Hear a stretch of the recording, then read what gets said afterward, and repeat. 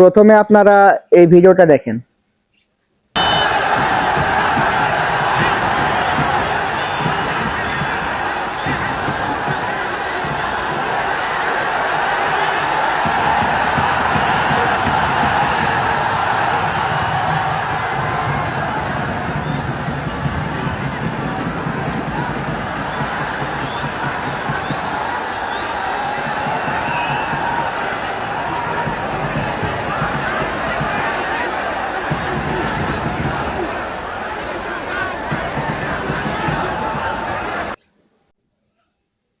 আসলে ভাই কি আর বলবো, এইটাই হচ্ছে আমাদের বাংলাদেশি।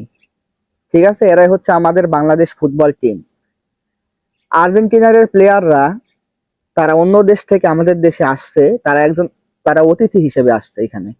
তারা খেলতে আসছে, তারা শুধু খেলার জন্যই না, বাংলাদেশের মানুষ কেমন, তাদের চরিত্র কেমন, তাদের ব্যবহার কেমন, তাদের আচরণ কেমন, সবকিছু সম্পর্কেই তারা একটা ধারণা নিয়ে যাবে এবং তাদের দেশের মানুষের কাছে বলবে যে আমরা বাংলাদেশে খেলতে গেছি, বাংলাদেশের লোকজন আমাদের সাথে এরকম একটা ব্যবহার করছে।